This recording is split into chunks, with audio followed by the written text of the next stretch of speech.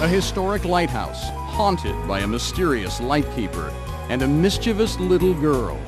She kept looking up there thinking, I know I'm not seeing what I think I'm seeing. From that window right over there? She saw a young child with long dark hair looking out the window. We'll go ahead and set up the infrared thermographic camera. Does anybody else smell anything? Right around in here. Cigar smoke. You smell someone smoking a cigar. In one of the pictures, there's sort of a misshapen type of a light that doesn't look round like it appeared to me. A celebrated bed and breakfast whose favorite guests are the spirits of a slave girl and a soldier who loved her. I saw fluttering from the side of my eye, and I turned around very fast, and there was a soldier. Well, certainly throughout many cultures, throughout human history, it's been believed that dreams are a way of communicating with the dead. Can you tell me what you're experiencing? Do you remember any imagery? A man, dark hair, 30s. He was kneeling next to somebody that was laying on a couch. And an ancient castle fortress, a prison then and now for the paranormal. It was rumored that one of the former governors had caught his wife in an affair with one of his soldiers and had boarded them up in there and chained them to the wall and sealed up the room. Because when the room was uncovered, there were reports that there were bones found in the room. All of a sudden I smelled a really, now it's musty in here to begin with, but it was a really musty smell, and all of a sudden it became overwhelming. It was kind of like a rancid smell. I can't see any way that door could shut. I went to come back out of the door, and the door had been shut behind me. 3 new challenges for parapsychologist Dr. Andrew Nichols, psychic Jerry Rogers, and technical specialists Jack Roth and Scott Flagg, researchers into the unknown, investigators of the unexplained, the Ghost Detectives.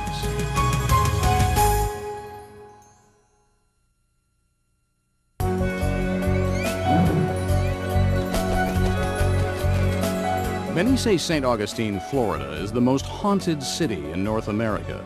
Every street, every building, every landmark is alive with history and memories.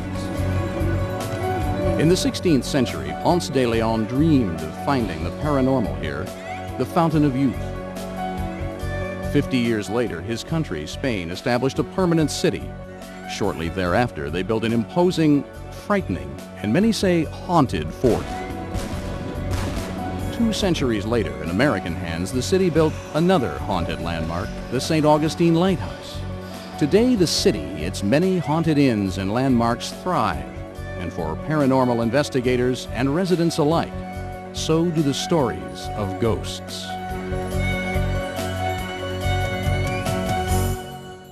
You could walk down any street here and just go back in time and think of all the people that have been here and the history and the personality of the whole town. It's a very spiritual town.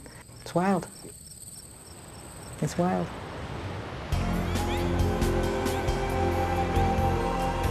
A beacon for seafarers, a beacon for ghost hunters. Here you'll find strange sounds, mysterious footsteps, and unusual smells. Long-gone lightkeepers walk the tower. A malevolent phantom haunts the cellar. And a little girl plays in the windows. These are the spirits of the St. Augustine Lighthouse.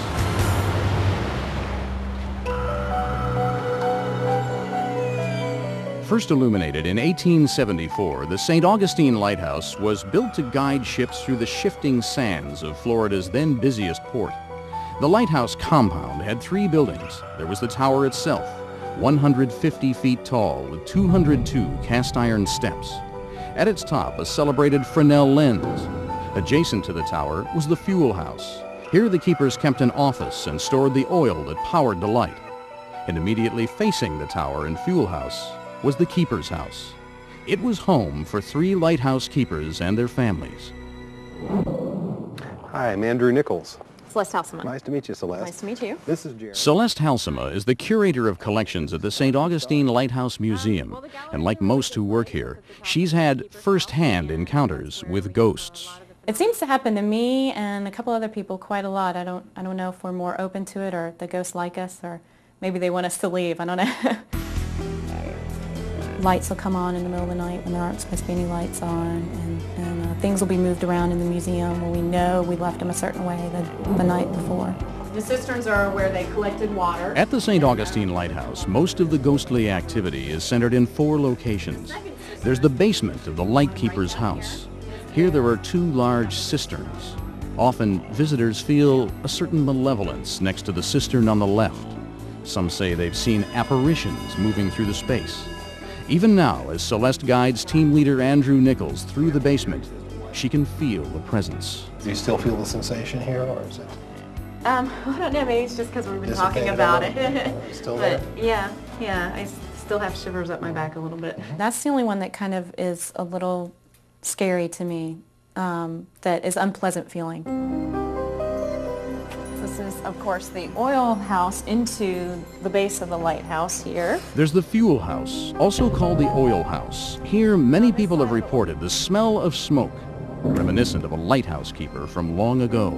You smell someone smoking a cigar very, very strongly, standing right next to you practically, it seems like. But there's nobody there. You walk away, you can't smell it anymore. There's the tower stairwell. Here there have been reports of voices, footsteps, and a bucket moving. One of the kind of strangest things, I guess, that happened to me was I was in the lighthouse one morning, and there's a bucket in the lighthouse about 3/4 of the way up the tower. So this is the base of the lighthouse here. We were down in the basement, or the base of the lighthouse, and I heard that bucket being picked up. On this landing is a bucket that tourists can pick up to see what it was like to be a lightkeeper. It makes a very distinctive noise. It's not the creaks and groans of an old building. It's not the stairs moving. It was definitely that bucket. That was a little bit freaky because there was nobody else in the tower.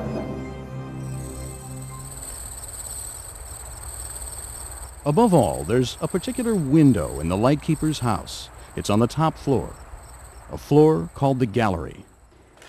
There's a young girl that is normally seen here, and she's often seen in the lightkeeper's house. And usually when people see her at night, it's from that window, which is the third one. I came out here one day with a friend of mine, and she didn't know anything about the ghost stories, but I was telling her about some of my experiences in the tower. We came out here at night when it was closed and there was no one else out here. We've been closed for several hours, and I was telling her about the tower, so I was looking at the tower, but she was kind of looking around because she'd never been here at night. And she looked up at the lightkeeper's house and noticed something in one of the windows. And as we continued to walk forward, she kept looking up there thinking, I know I'm not seeing what I think I'm seeing. And she saw a young child with long dark hair looking out the window. And the little girl looked her straight in the face, their eyes connected.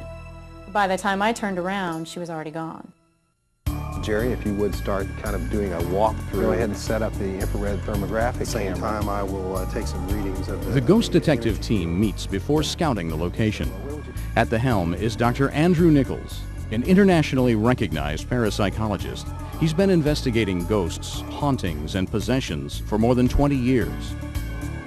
Dr. Nichols traces his interest in the paranormal to the death of his sister in a violent car accident. For several months after her death, I had been having recurring nightmares about her death. And one night I awakened and looked over and saw her standing in my room. She looked exactly the way she had looked in life. She was completely whole and dressed as she was dressed when she was alive. And one of her favorite dresses, in fact. And as far as I knew, the dress had been hanging in the closet, but I discovered later that she had actually been buried in that dress. That's certainly what stimulated my interest in this field.